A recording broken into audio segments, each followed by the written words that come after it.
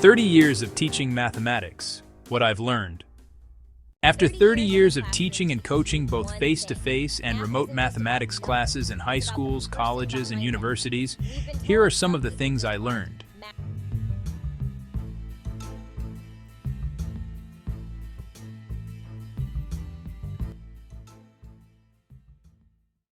Let's begin with the most important lesson I've learned in 30 years of teaching.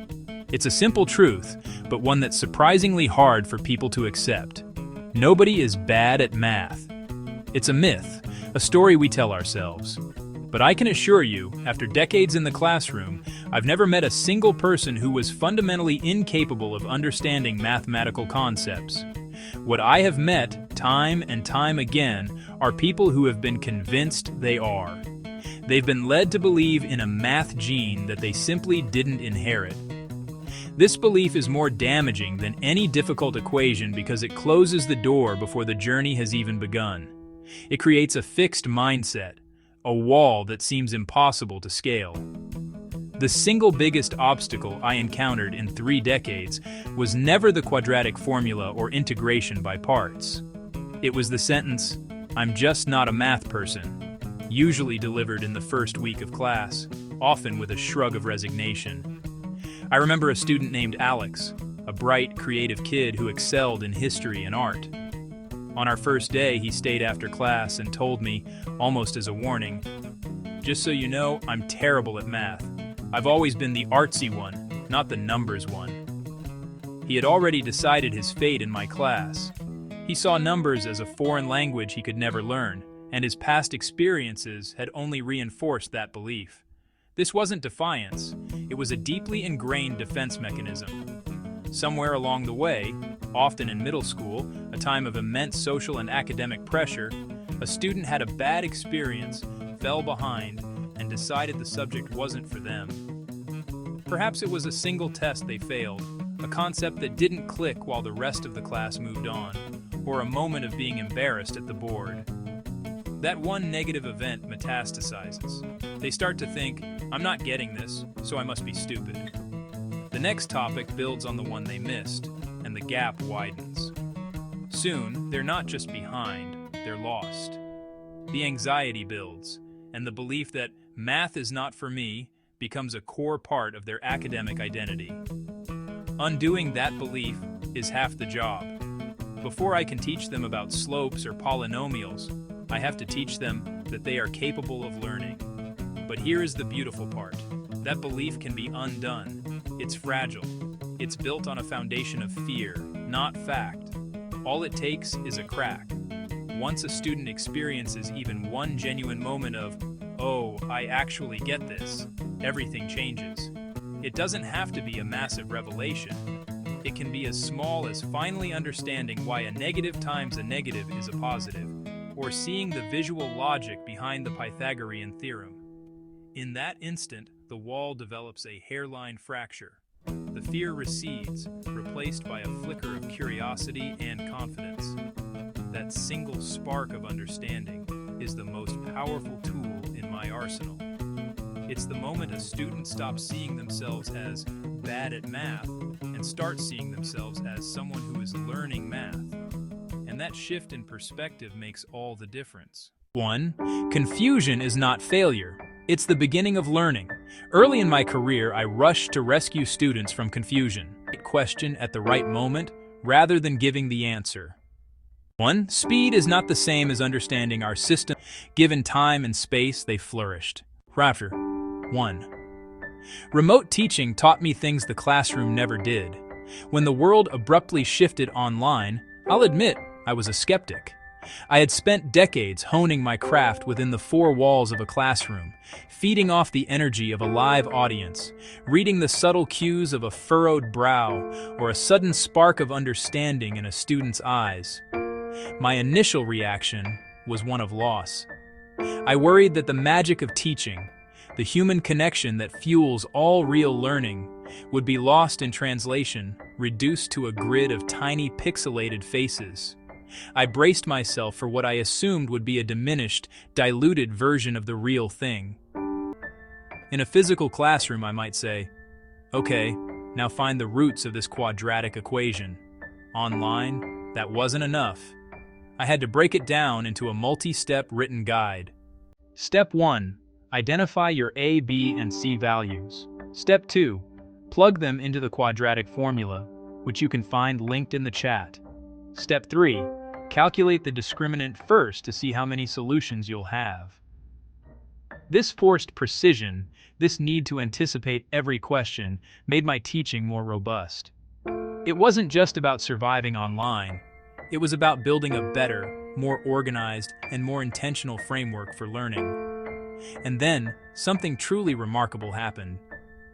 The screen, which I had feared would be a barrier, became a bridge for students I had struggled to reach for years. It revealed who had been hiding in the back channel to ask a question, offer an answer, or share a thought. I saw students who had barely spoken a word all year blossom into the most active contributors in the chat. They'd share brilliant insights, help their peers, and even make jokes. They were there all along, of course, but the change in medium finally gave them a voice they felt safe using. It was a profound lesson. Participation isn't a single-channel activity. The environment we create, whether physical or digital, dictates who feels empowered to step forward. Good day, everyone. And sometimes the quietest voices have the most to say if we only provide them with the right way to say it. But nothing replaces presence. At the same time, remote teaching confirmed what I always suspected. The small human moments matter enormously. Noticing a furrowed brow, pausing beside a desk, catching a student in the hallway to say, "You did well today." These are hard to replicate through a screen. The best remote teachers I coached found ways to recreate that presence deliberately. Personal check-ins, quick voice messages, remembering details. It takes more effort online, but it's possible, and it's essential. The relationship comes before the mathematics. Students don't learn from teachers they don't trust. Every year, the students who made the biggest gains were the ones who believed I was on their side. Learning names quickly, asking about their lives, admitting my own mistakes at the board, these soft habits produced harder academic results than any curriculum change I ever made.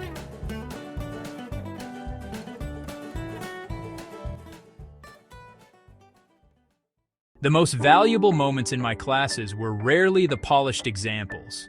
They were the errors, mine and theirs. When a student makes a mistake publicly and the class works through "it's wrong," everyone learns more than they would from 10 correct examples. I spent my later years actively hunting for good mistakes to put on the board. 1. Technology is a tool, not a teacher I taught through the arrival of graphing question I asked alongside it. Can you explain why? You teach students, not subjects. This took me the longest to learn. In my first decade, I thought my job was to deliver mathematics. In my last decade, I understood my job was to develop people, their confidence, their persistence, their ability to reason and to sit with hard problems. The mathematics was the vehicle. Former students rarely write to thank me for teaching them the chain rule. They write to say I made them believe they could do hard things. 1. Financial education is the great omission. Of all the lessons I've shared over 3 decades, the one that was never formally on my syllabus is perhaps the most critical. It's a topic that still astonishes me with its absence from most school curricula, not just in one country, but internationally. It is such a profound and obvious omission, and I know its consequences firsthand. We spend years equipping students with abstract knowledge, teaching them to dissect literature and solve for variables in complex equations. We celebrate their academic achievements, their high grades, their university acceptances. But what happens after graduation day?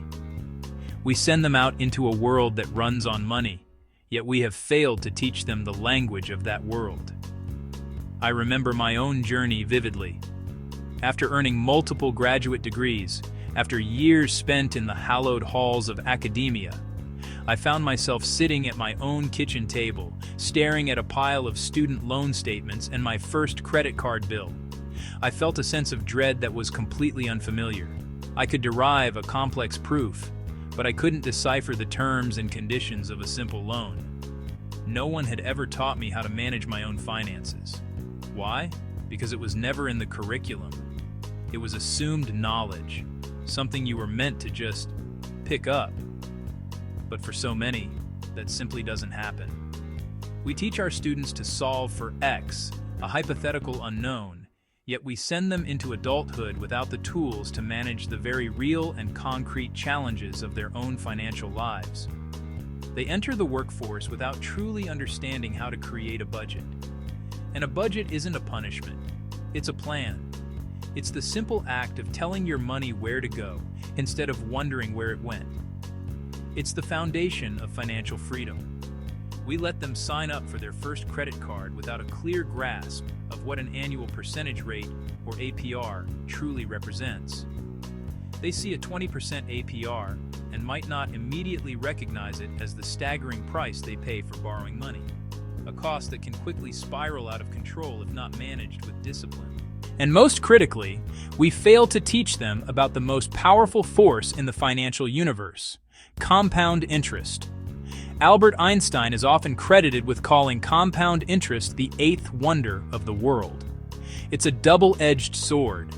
When it works against you in the form of debt, it's a relentless force that can feel impossible to overcome.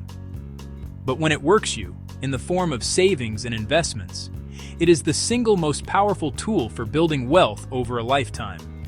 Let me give you a simple example. Imagine a student, let's call her Sarah, starts investing just $100 a month at age 25.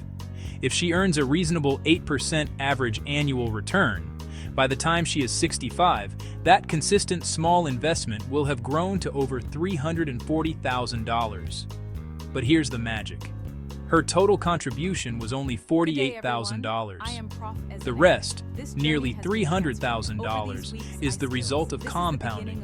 Her money earning money, and that money earning even more money. Now imagine if she had started at 20. The final sum would be exponentially larger. This isn't financial wizardry, it's just math. And that is why mathematics teachers are uniquely positioned to close this gap. We are already teaching the core concepts: percentages, which are the basis for interest rates and taxes; probability, which is the language of risk, insurance, and investment; and most importantly, exponential functions, the very engine of compound growth. We show students exponential curves when we talk about population growth or radioactive decay. Why not use the exact same graph to show them the potential growth of their retirement savings? We can frame these abstract concepts in a context that is immediate, personal, and profoundly useful. If I could change one thing about mathematics education worldwide, this would be it. To embed the practical, life-altering skills of personal finance into the very curriculum we already teach. It would be the most valuable equation we could ever help them solve. 30 years in, I was still refining lessons I had taught 100 times, still being surprised by a student's question, still finding better ways to explain ideas I thought I had mastered. The day a teacher stops being a learner is the day they should stop teaching. Fortunately, mathematics, and the young people who study it, never let me stop. If I could compress 30 years into one sentence, it would be this: teach the student in front of you, believe in them before they believe in themselves, and let the mathematics do what it has always done: reward honest effort with understanding. I am Professor Roxana Ezenekwe, founder and CEO, Roxy EZ74 Educational Consulting LLC author, educator, financial literacy advocate, doctoral candidate, content creator teaching excellence, financial empowerment, lifelong learning, AI readiness. Please like and subscribe to my channel for more.